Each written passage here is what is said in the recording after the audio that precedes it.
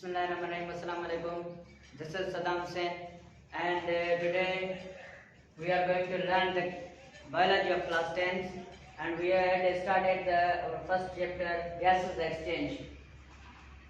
कल हमने gases exchange in plants का पहला टॉपिक स्टार्ट किया था, उसमें फोटोसिंथेसिस मुकम्मल किया था, और आज हम प्लांट्स में रेस्पिरेशन पढ़ने जा रहे हैं।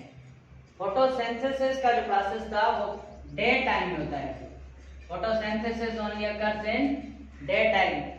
जब सनलाइट मौजूद होती है, जब सनलाइट प्रेजेंट होती है, तब फोटोसिंथेसिस का प्रोसेस होता है, क्योंकि light energy is required for the synthesis of glucose. Light energy, जब सनलाइट मौजूद होगी तो उस एनर्जी को कन्वर्ट किया जाएगा केमिकल एनर्जी में, और उसके बाद ही हमारा केमिकल प्रोसेस के तहत ग्लूकोज बनेगा। अगर जब लाइट एनर्जी होगी ही नहीं, तब केमिकल एनर्जी में कन्वर्ट भी नहीं होगी, तो केमिकल प्रोसेस नहीं हो सकेगा, तो फोटोसिंथेसिस स्टॉप हो जाएगा। जब सूरज से सनराइज स्टार्ट होता है तो लाइट फॉल करती है जब ग्रीन पार्ट्स ऑफ प्लांट पे, तो वहां के सेल्स जो है लाइट एनर्जी को एब्जॉर्ब करते हैं। उनमें मौजूद क्या होता है? क्लोरोप्लास्ट।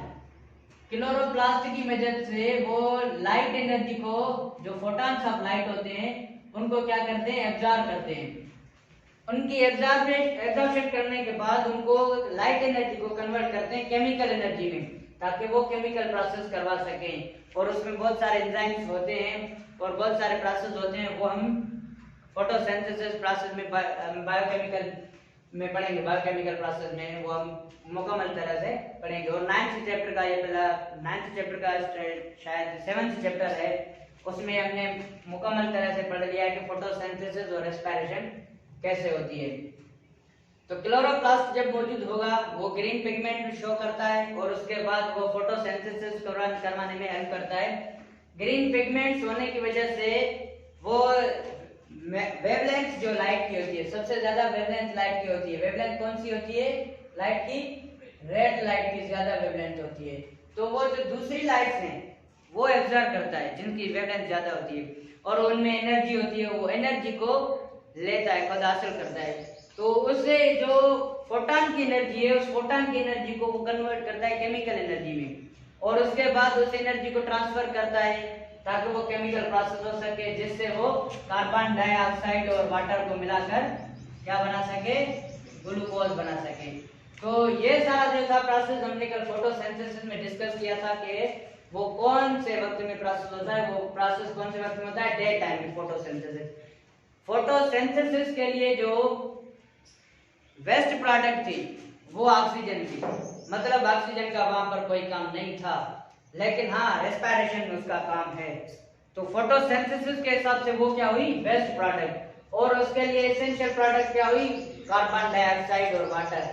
कार्बन डाइऑक्साइड होगी तो प्लांट अपना खाना, अपना फूड जो है वो तैयार कर सकेगा, लेकिन अगर कार्बन डाइऑक्साइड होगी ही नहीं मौजूद तो वो अपना खाना तैयार नहीं कर सकेगा। तो इस हिसाब से एसेंशियल फोटोसिंथेसिस के लिए कार्बन डाइऑक्साइड हुई, और ऑक्सीजन जो है नॉन एसेंशियल।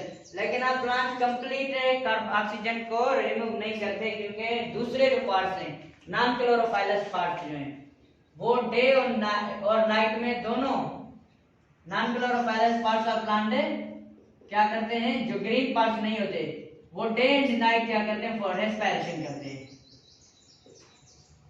रेस्पिरेशन क्या कब होती है? डे एंड नाइट में।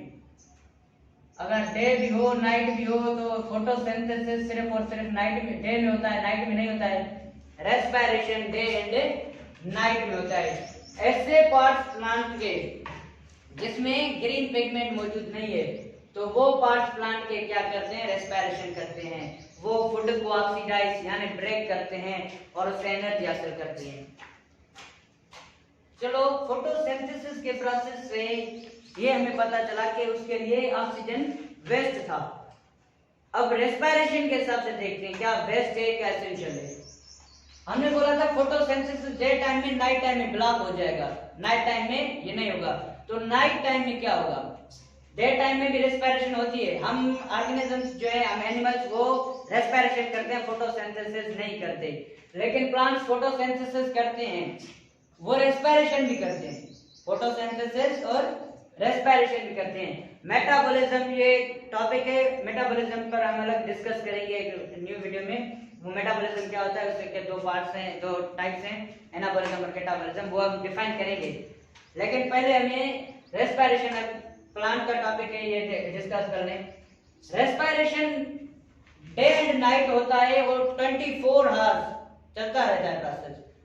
डे वो प्लांट फोटोसिंथेसिस भी करेगा, रेस्पिरेशन भी करेगा।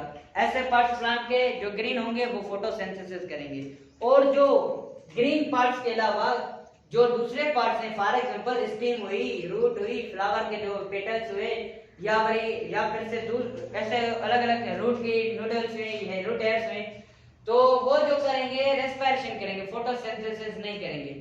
तो फॉर रेस्पिरेशन में एसेंशियल जो एलिमेंट्स हैं उसे हम ऑक्सीजन की मदद से करते हैं। रेस्पिरेशन के क्या करते हैं, कौन से प्रोसेस को कहते हैं? Respiration it is a process by which food is broken down, यानी ऑक्सीडाइज हो। ये एक बड़ा मॉलिक्यूल है जिसको विद हेल्प ऑफ ऑक्सीजन, हम ऑक्सीजन की मदद से ब्रेक करेंगे तो वो ऑक्सीडाइज होगा, यानी वो हम मॉलिक्यूल को तो छोटे छोटे टुकड़ों में बांट रहे हैं। तो बड़े मॉलिक्यूल को ब्रेक करें, बड़े मॉलिक्यूल को ब्रेक करने के बाद उससे छोटे टुकड़े, जो छोटे मॉलिक्यूल्स हमें हासिल हो, तो उसको हम ऑक्सीडाइज कहेंगे। और ऐसा प्रोसेस जिसमें ऑक्सीजन की मदद से वो बड़ा मॉलिक्यूल ब्रेक किया जाए तो उसे हम ऑक्सीडाइजेशन कहते हैं। क्या कहते हैं? ऑक्सीडाइजेशन। ब्रेकिंग ऑफ मॉलिक्यूल्स की ब्रेकिंग हो with the help of addition of oxygen, जिसके में ऑक्सीजन की मौजूदगी में, ऑक्सीजन जब हम उसके साथ ऐड करें, उसकी मदद से अगर कोई मॉलिक्यूल ब्रेक होता है तो उसे क्या कहेंगे? ऑक्सीडेशन कहते हैं। उसे क्या कहेंगे? ऑक्सीडेशन कहेंगे। और जो मॉलिक्यूल ब्रेक होगा, जो मॉलिक्यूल, फॉर एग्जांपल मैंने क्या किया, ये ग्लूकोज रखा है, ग्लूकोज के ऑक्सीजन ऐड किया है, ऑक्सीजन के एडिंग से ये प्रोसेस मुकम्मल तरह हो गया ऑक्सीडाइजेशन, जिसमें ये दो मॉलिक्यूल्स बने हैं। और अगर जो मॉलिक्यूल ब्रेक हुआ है उस मॉलिक्यूल को हम ऑक्सीडाइज्ड कहेंगे। ये ऑक्सीडाइज्ड ग्लूकोज है, इट मींस ये ब्रोकन ग्लूकोज है, जो छोटे छोटे टुकड़ों में, अपने छोटे छोटे टुकड़ों में क्या हुआ है, बच चुका है, ऑक्सीडाइज्ड ग्लूकोज है। अब फिर से अगर हम फोटोसिंथेसिस प्रोसेस हम नहीं कर सकते, लेकिन प्लांट्स में फोटोसिंथेसिस प्रोसेस होता है। तो अगर देखा जाए कि प्लांट के हिसाब से कोई भी यहाँ पर वेस्ट प्रोडक्ट नहीं है, डे टाइम में प्लांट के हिसाब से कोई भी वेस्ट प्रोडक्ट नहीं है, क्योंकि कार्बन डाइऑक्साइड उसके लिए एसेंशियल है। जो कार्बन डाइऑक्साइड वो बनाएगा, फिर से फोटोसिंथेसिस के प्रोसेस से उसे इस्तेमाल करेगा, वो फिर से ग्लूकोज बन जाएगा।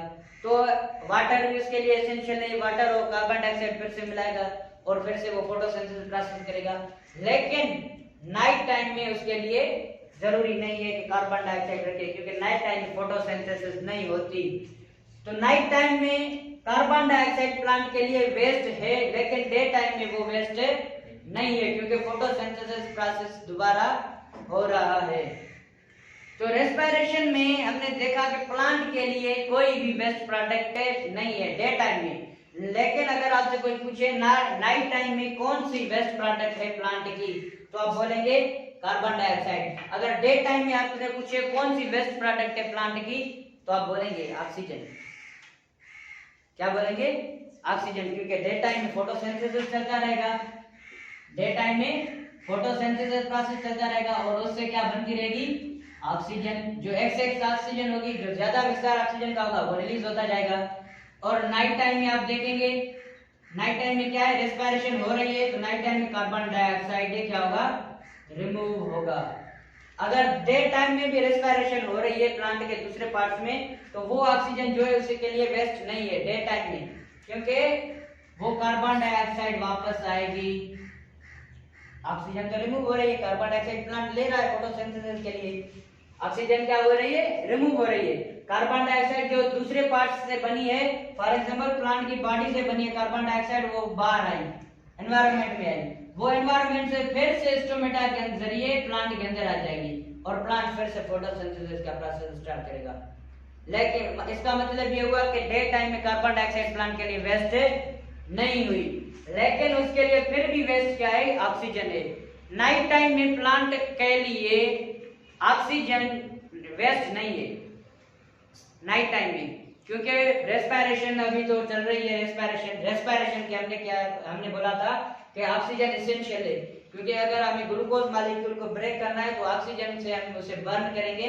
अगर आप देखा जाए तो जो भी प्रोसेस होता है, बर्निंग प्रोसेस, जलने वाला प्रोसेस, आग लगने वाला प्रोसेस, वो ऑक्सीजन की मौजूदगी में होता है। अगर ऑक्सीजन मौजूद ना हो तो कोई भी बर्निंग प्रोसेस नहीं होगा। तो इसीलिए हम ग्लूकोज को बर्न करते हैं, ऑक्सीजन के साथ उसे मिक्स करते हैं तो वो ग्लूकोज बर्न होता है, जिससे हमारे लिए एनर्जी प्रोड्यूस होती है। 36 एटीपी मॉलिक्यूल्स। हमने 9th में पढ़ा था एटीपी क्या है। एटीपी एनर्जी यूनिट है। एनर्जी यूनिट है एटीपी क्या है, एनर्जी यूनिट है। बेसिक एनर्जी यूनिट जो है हमारे लिविंग के अंदर वो क्या है, एटीपी है। हम जो ऑर्गेनिजम्स हैं वो ग्लूकोज से एटीपी बनाते हैं और एटीपी से अपना एनर्जी उसको इस्तेमाल करके अपना वर्क परफॉर्म करते हैं। लेकिन अगर आप फिजिक्स के हिसाब से देखें तो फिजिक्स में इसका एनर्जी का यूनिट क्या है, जूल है। एनर्जी का यूनिट क्या है, जूल है। लेकिन हम 3 एटीपी मॉलिक्यूल्स बनाते हैं। एटीपी का मतलब क्या है, एडिनोसाइन ट्राइफॉस्फेट। अब ये बन गया हमारा एटीपी, एडिनोसाइन ट्राइफॉस्फेट। ये एनर्जी का यूनिट है, ये बेसिक यूनिट हम इसीलिए कह रहे हैं एनर्जी का, जूल एनर्जी का यूनिट है। लेकिन हम ह्यूमंस में, हम ऑर्गेनिज्म में देख रहे हैं ये स्टोर्ड फॉर्म ऑफ एनर्जी है, एनर्जी की जमा की हुई फॉर्म है। हमने एनर्जी को स्टोर किया है ताकि हम उसे इस्तेमाल कर सकें। ये पैकेट है ग्लूकोज, ग्लूकोज को हमने किसी तरीके से बनाया है और उसके तोड़ेंगे तो हमसे वो एनर्जी निकलेगी। वो एनर्जी जो निकलेगी उसे पैक करेंगे एटीपी में। एटीपी में पैक करके हमने उसे रख दिया। अब जब भी हमें जरूरत पड़ेगी एनर्जी की तो हम इसे इस्तेमाल करेंगे और इसे जो अपना काम जो करवाएंगे। और अगर जब ये इस्तेमाल होगा एटीपी मॉलिक्यूल, जब एनर्जी इसकी इस्तेमाल हुई तो ये कन्वर्ट होगा एटीपी में। और अगर फिर भी ये एटीपी ट्राइफॉस्फेट था, अब ये डाइफॉस्फेट बन गया। और अगर हमें ज्यादा जरूरत है एटीपी की तो फिर भी हम इससे एनर्जी लेंगे, ये एटीपी कन्वर्ट होगा एएमपी में। ये जो है बहुत सा कमजोर सा मॉलिक्यूल है एएमपी, एडिनोसाइन मोनोफॉस्फेट। ये अब ज्यादा एनर्जी नहीं दे सकता हमें। इसने एनर्जी दी एडिनोसाइन ट्राइफॉस्फेट ने, वो कन्वर्ट हो गया एटीपी में, एडिनोसाइन डाइफॉस्फेट में। अभी इसके पास थोड़ी बहुत एनर्जी है कि हमें सप्लाई कर सकता है, जब हमें बहुत ज्यादा जरूरत पड़ती है तब हम ये प्रोवाइड करेगा। लेकिन जब नहीं है तो फिर से नया मॉलिक्यूल आ जाएगा।